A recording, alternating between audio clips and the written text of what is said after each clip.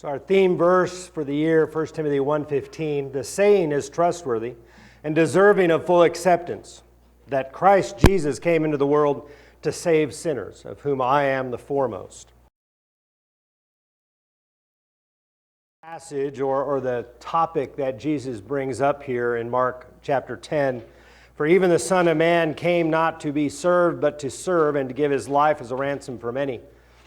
He called us really to service, not greatness. Human beings often desire to rise up, to have more authority, have more power. Very rarely do we desire to be, everybody's servant. I'm aspiring just to basically become a slave and a servant to other people. That's not truly what human beings use as a concept for what we aspire to. But Jesus is making a point here in this passage that his disciples, and especially his apostles, really needed to figure out. Because at the time when they were with him in this passage, they didn't have this heart. They had the opposite. And so this particular verse comes out of, in Mark 10, James and John, the sons of Zebedee, or sometimes called the sons of thunder, that had come to him and said to him in verse 35, "Teacher, we want you to do for us whatever we ask of you."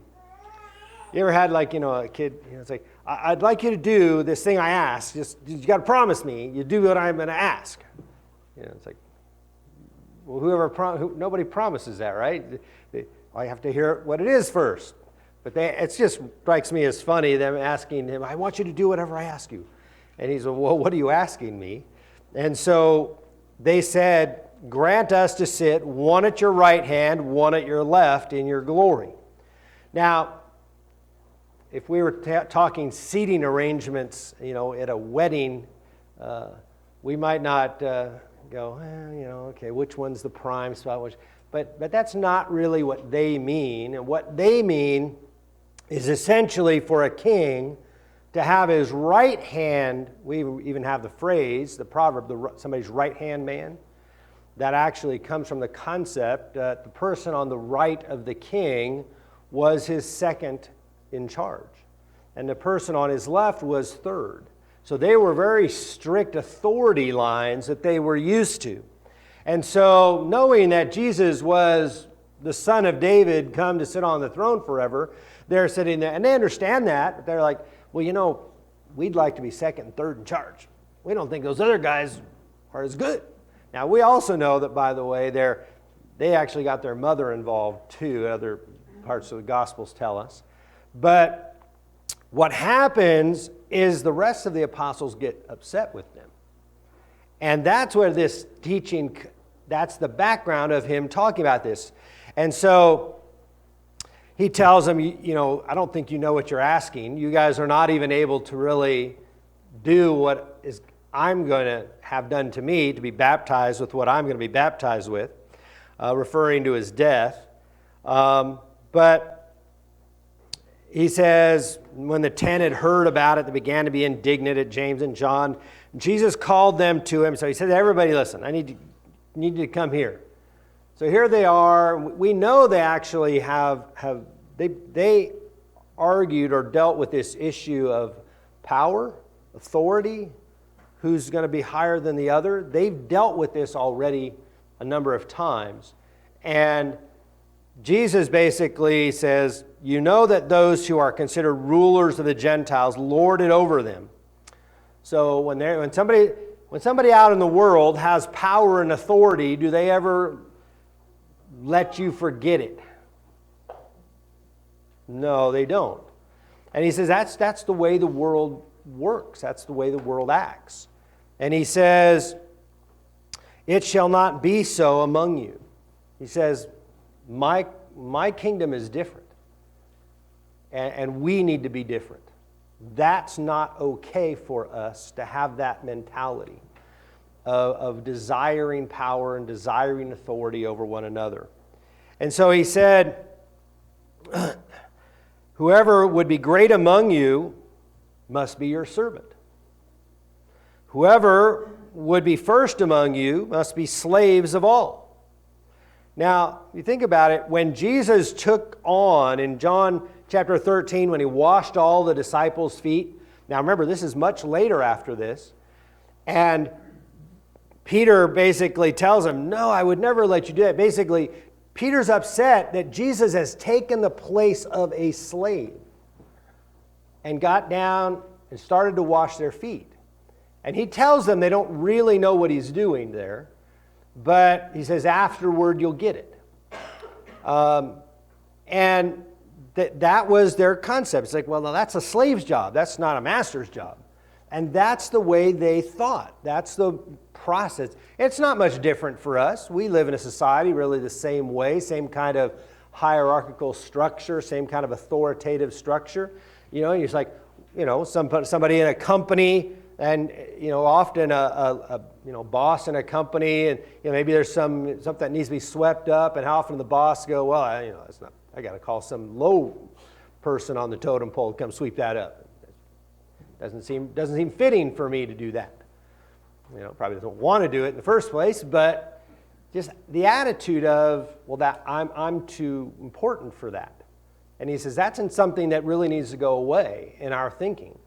And so he says, you know, if you really want to be great, you got to serve.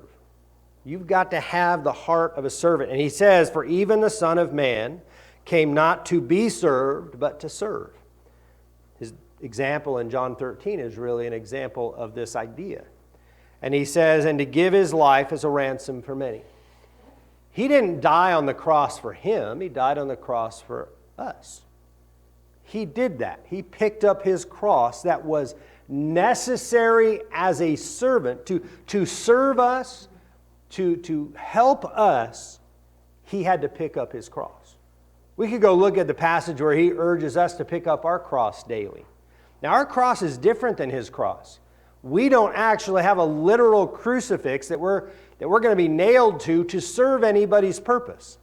If you and I were crucified, it wouldn't help anybody. It would just hurt, and it would just kill us.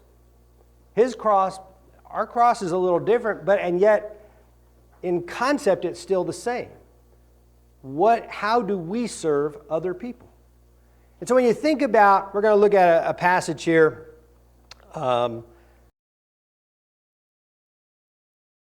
Ephesians chapter 2, verse 10.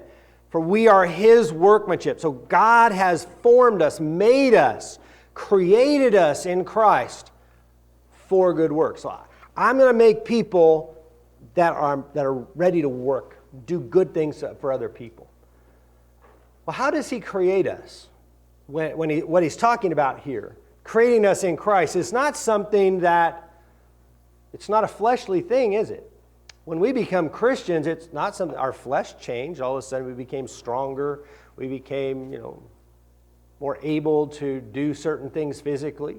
That's not what he's talking about, is it? So where does this creation take part? Where does this forming and this making happen? From a biblical sense, wouldn't we say it's in the heart? That that's what God creates new. That that's what God makes to be holy. That he is creating in us a clean heart, to be holy, to be righteous, to be a servant. And so, creating in us a heart and a mind that says, I want to help others. Now, I don't think that's inherent in us. I don't think that's inherent in human beings, that says, I want to help others. Now, we do see people who maybe tend that way, who they tend towards wanting to help people. That's maybe where they get their the kind of how they receive the most credit in their own mind. What they like to do is really to help other people. We probably all know people who are really good at that, who tend kind of naturally to do that. Now, some people who do that probably may not naturally tend that way. They've just trained themselves that way.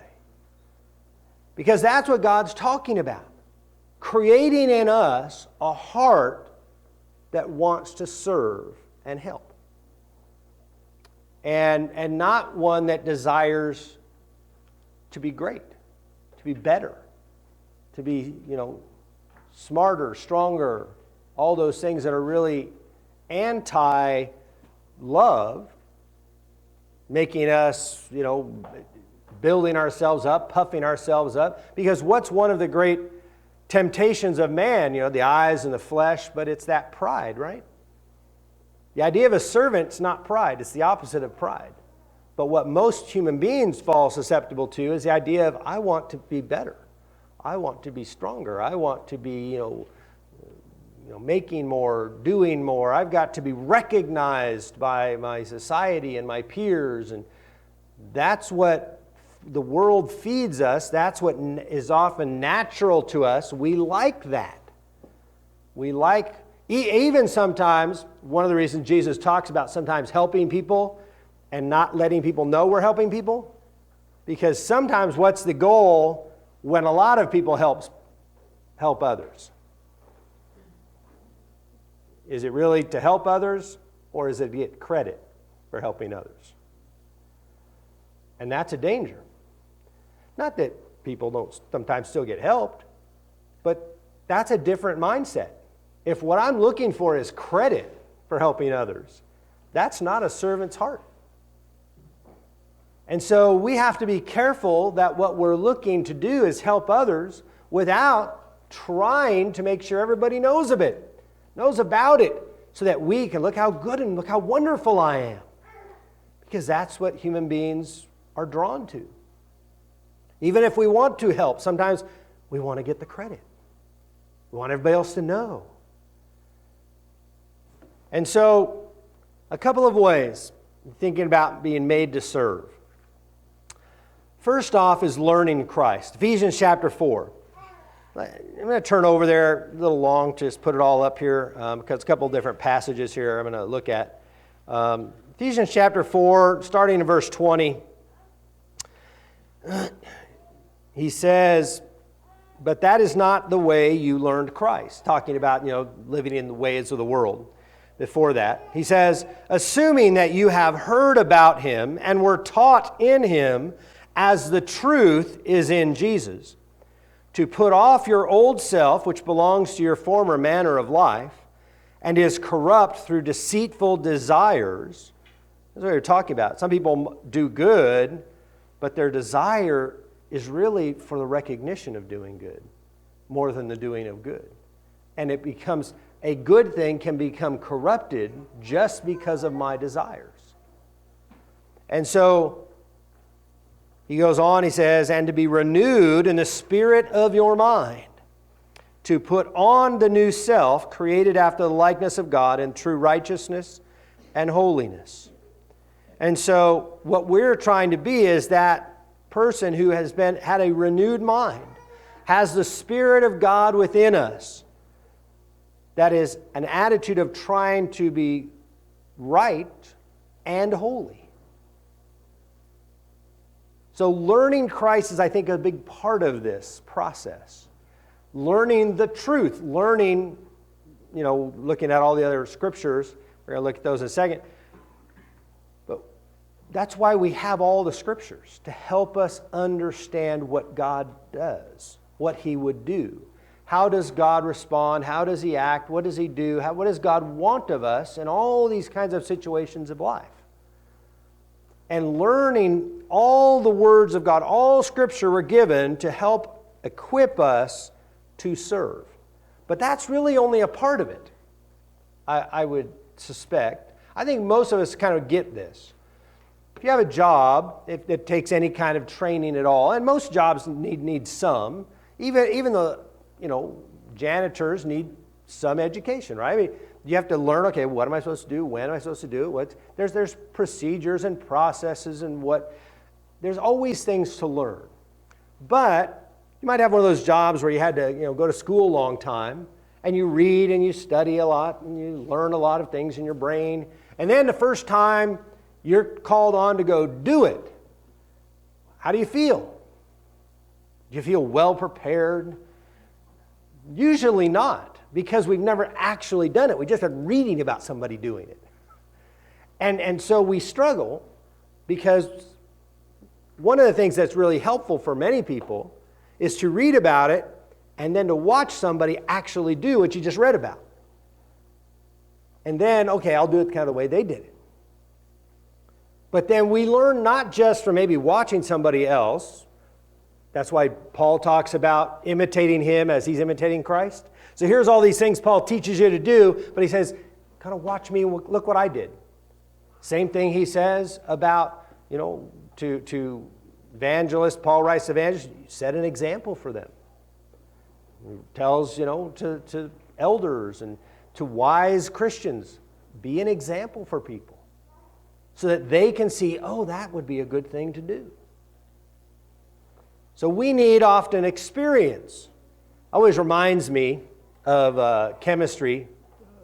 When I was still a chemistry major in college, and that lasted for a few years, but and so I think it was organic chemistry, and we were doing some lab work, and I think one of my lab partners one time was a straight A student, had nothing but A's all through college, and just was hundreds mostly on tests and quizzes and everything, and I wasn't far behind, but I was a little bit, rarely got 100% on things. And we actually got down to doing lab work and pouring stuff together and doing things, and she was terrified to do any of it. It's like, well, you know all this stuff. Why are you scared to actually do it? She had to real struggle taking what she read. She could remember and she could study and she could know what the thing said and she could answer questions. But when it came to actually taking your hands and grabbing some of that compound and grabbing some of that compound and pouring them together with the confidence it's not going to explode, she wasn't as confident. It's a little bit like a lot of chemistry professors like to take really strong acids and really strong base sometimes in a class, pour them together. I mean, like either one would kill you if you were to ingest it. They pour them together and drink it because together they make water. And so, but students are kind of like, how you take these two things that would just, but combined they're different. And who has the actual, courage to take two things that would kill you, pour them together, and feel confident to drink it? Right? And so sometimes it takes experience like that beyond just the learning about truth, because it isn't enough for us to know truth to correct everybody. God wasn't trying to raise up a bunch of oldest siblings, right? That oldest sibling who gets to correct everybody. God wasn't trying to raise up a bunch of oldest siblings just to correct everybody. God's raising up people to know truth and to then practice it. It isn't enough for us to know it. We have to actually do it. And so I think the second part of that, and here's an example, I think, that experiential knowledge. There's a certain knowledge that comes from actually doing things. There's a certain knowing. In fact, the scriptures talk about use the word knowing a lot in the sense of having experienced something. You know it through experience. Well, this is an example. Let's look at John 16 really quick. In this passage, Jesus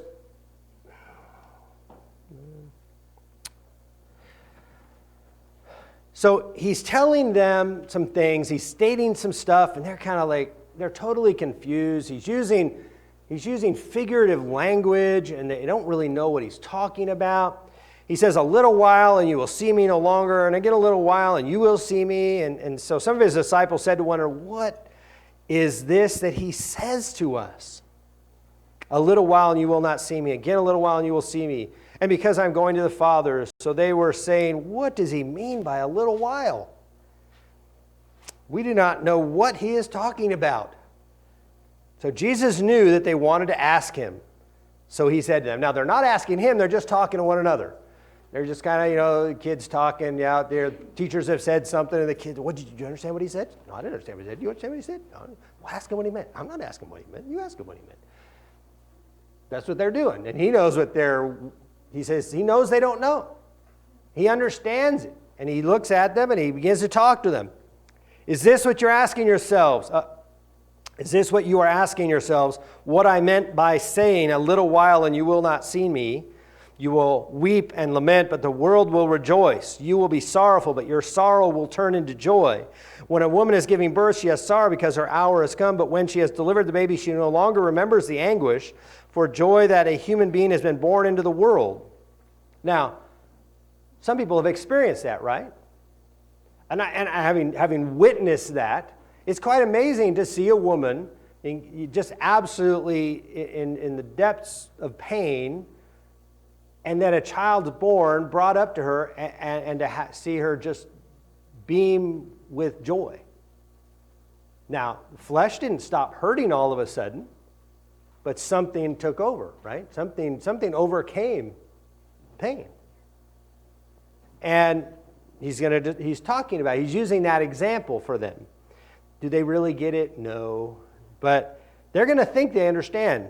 And so he goes on, and he says, for joy that a human being born into the world, so also you have sorrow now, but I will see you again, and your hearts will rejoice, and no one will take your joy from you. In that day you will ask nothing of me. Truly, truly, I say to you, whatever you ask of the Father in my name, he will give it to you. Until now you have asked nothing in my name. Ask and you will receive, that your joy may be full. And he goes on, I have said these things to you in figures of speech, but the hour is coming when I will no longer speak to you in figures of speech, but I will tell you plainly about the Father. In that day you will ask in my name. I do not say to you that I will ask the Father on your behalf, for the Father himself loves you, because you have loved me, and I have believed that I came from God. I came from the Father and have come into the world, and now I am leaving the world and going to the Father. His disciples said, now you're speaking plainly and not using figurative speech. Now we know that you know all things and do not need anyone to question you. That's why we believe that you came from God. So they say, now we know. Now we get it. This is really clear. But what do they know? What they probably know is that they were talking about having a question in themselves. They didn't actually ask him. And he said, you're probably asking about this. And he knows. Do they actually know what he's talking about yet? They don't. If they really understood what he was talking about here, would they have been shocked when he was crucified? No. Would they have been shocked when he was raised up? No. Because that's what he's talking about. But they don't understand it yet because they haven't actually seen it or experienced it, have they? It's after the experience that these teachings will mean something to them. In fact, if you go back all through the Gospels, and not just what's been recorded for us, but everything Jesus taught his apostles in those 3 years they spent with him, were not, because we're told he did and said a lot more than has been recorded for us. They probably didn't understand the vast majority of it, 75, 80% of it. They probably didn't understand most of it until after he was resurrected, when much of it began to make sense. But he told it to them a little bit like going to school for a few years and then getting out and starting to practice it, and you go, this is what you actually meant by that. I get it now. And each of us, we go through the same process. We learn about Christ, we learn about God and his attitudes, what he desires, what he wants from us. But it is experience of those things, it is the doing of those things and the watching of other people do those things that adds to our knowledge and helps to create in us a heart and a person who is made in Christ to practice good works. A servant. That's what God's asking of us. Now, that's kind of what being talked about there. Being made a servant, part of that is preparation. And so a few things that he basically told us, one of the purposes of the church is to come together so that we can do a few things to help prepare us for those good works. Hebrews chapter 10, 24, 25. Let us consider how to stir up one another to love and good works, not neglecting to meet together, as is a habit of some, but encouraging one another, and all the more as you see the day drawing near. And I'm sure most of you, growing up, hearing from others, if somebody was quoting to you Hebrews chapter 10:25, what were they doing? That was the attendance passage. You've got to be there. And I heard that long time. It took me a long time to figure out that the attendance he's talking about, making sure that we continue to get together, but it's the why that's important. It's the what we're doing together that is important. It's not just the act of getting together. It's not like we became a servant by showing up to the building and then leaving an hour or 3 hours later. It's like, that did not make us a servant. It's like, I did my hour of duty this week. I got to listen to the preacher, blah, blah, on and on. I suffered.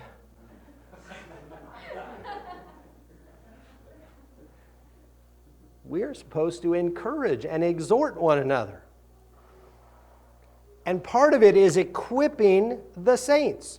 Ephesians chapter 4, and you will hear almost every eldership talk about this passage, because this is a passage that every elder and every evangelist looks at, because it was very specific passage that says, Jesus says, I gave apostles, prophets, evangelists, shepherd teachers, or pastor teachers, elder teachers.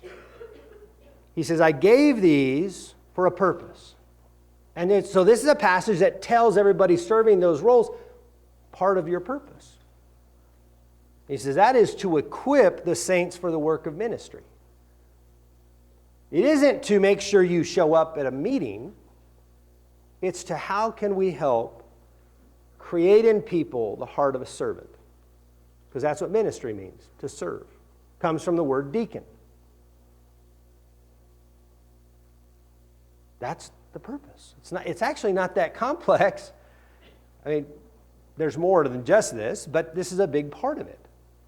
Equipping. We come together, we gather together, so that from the very beginning, the apostles would gather people together, the prophets, the evangelists, the elders, they gather people together and they would instruct and teach to help people learn how to serve, to become servants.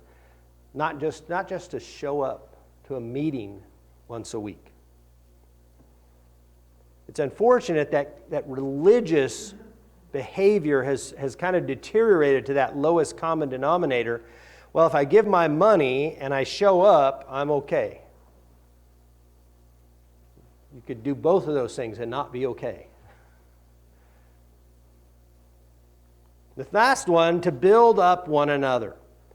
1 Corinthians 14:26. What then, brothers? When you come together, each one has a hymn, a lesson, a revelation, a tongue, or an interpretation. Let all things be done for building up. So all the things we're doing, the singing that we're doing, it should be to encourage us, remind us of who we are, focus on what we are, who we are, and where we're going. To praise God and give Him the glory. But then also, we have lessons.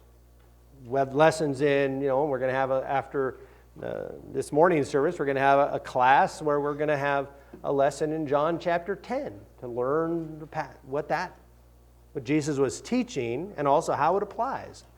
What does that do for us? Revelation really was their prophets kind of giving revelations from God. But all these things were done to help build us all up, to make us stronger. Why?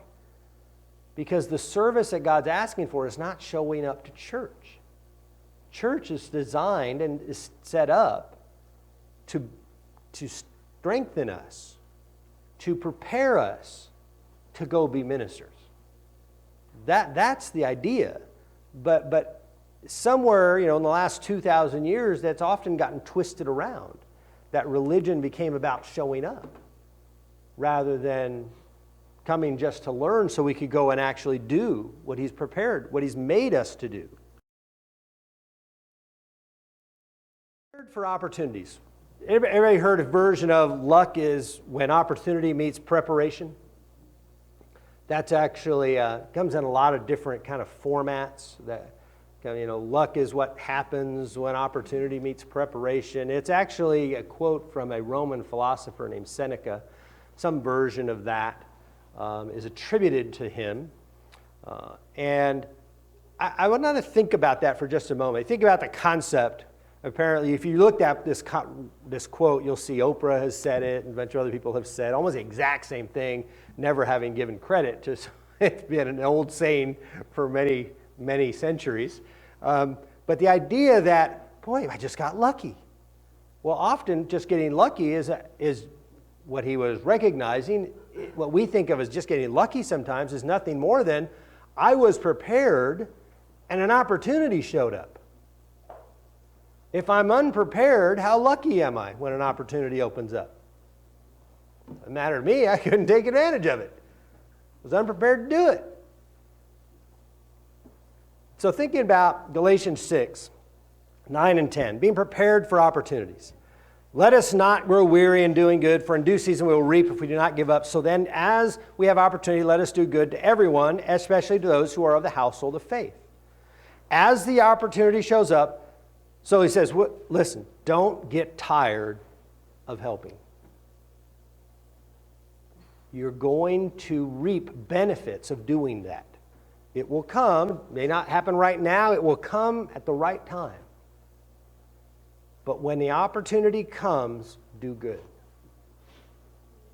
So what God is essentially telling us is we need to be prepared to do good. And we need to be looking for those opportunities. So that when an opportunity shows up, it's like, I'm prepared to help. It's a little bit like finances. How are we prepared to help somebody financially? Really only if we've set money aside, right? If we haven't actually thought about it, I want to set some money aside to just kind of help in emergency situations for myself or other people, or if I haven't actually planned that, if I haven't prepared for that, so if I've spent it all and now an opportunity arises and somebody needs help financially, I'm like, well, I don't have anything to help. And there might be legitimate reasons why I don't have anything to help, right? We can all find ourselves in situations where we don't have extra money because of circumstances in our lives. But we have to prepare to help people. And so couple of passages, I didn't put it on here today just because I knew it'd get the lesson even longer, and I'd blah, blah, blah on even longer, and I want to make you suffer any more than necessary. But Romans chapter 12 talks to us about understanding what our gifts are, what our abilities are. What are our strengths? What areas do we do, or do we have, abilities do we have that we can really use? The other one, 1 Peter, what was it? 4:10. I was forgetting the chapter. I was going to say 3, and I knew that wasn't right because it was a different passage I was thinking of. But 1 Peter, where he talks about the abilities with which God has bestowed upon us. We need to use them. We need to understand our abilities, not in a prideful way, not look how wonderful and great I am, but to look what God has given me. Whether it's my financial position, whether it's my ability, whether it's like Romans 12 talks about, maybe it's just my ability just to be kind and generous to others. Be merciful, Romans 12 talks about. Sometimes people need that. Some of us might be blessed with the ability to be blunt and harsh and right to the point, and not so blessed with subtleness, compassion, and mercy. Each of us have our strengths. And each of those are necessary at times, aren't they? Each of those things. Sometimes being blunt and upfront is necessary. And sometimes it's not. Sometimes, that merciful shoulder is what's required. And each of us have the things that we can do. We need to examine ourselves, look at ourselves and go, what can I do? And I bring this up this week in part because having appointed elders last week, very often churches get into the mode of, well, we have assigned people to do all the work now. And then they can kind of help find some more deacons to do all the rest of the other work. And then the rest of us can go, whew, lighten the load. That's not the point. The passage we read about earlier about work ministry was that's the reason for elders is to help urge all of us to be ministers. Their goal isn't to take over. Their goal is to help lead all of us to serve, to help one another when we're able, to help our neighbor when we're able, to help our coworker, to help our enemy. Whomever needs it, being prepared to help, having a mind that wants to help. That's what God is trying to get us to be. And that's what appointing elders is for. Not so others can be responsible, but so that they can help us serve. Proverbs 3, verse 27 is, do not withhold good from those to whom it is due, when it is in your power to do it. When you have the ability, the opportunity, and the power, he says, don't hold back. Help. He says, when you've got that power, when you have that ability, and that person, has come, that opportunity is there, we need to step in. My thought process is, rather than luck, might it be God's hand when our preparation, especially to do good, meets the opportunities of those who need it. That God is actually talking to us about what we might think of as providence. Why was I in that one place at that right time for that right thing? That's the story of Esther. She was prepared, right? She was prepared by her upbringing. She was prepared by her lineage, that when Haman wanted to kill all the Jews, she could stand up, risk her own life to get the king to save the Jews. We think about, we don't control the opportunities. We only control the preparation. That's on us. God is giving us the opportunities to prepare us. We need to take that. And we need to think about having elders and if we have deacons at all, that they're there to help all of us do what we want done, not to do it for us.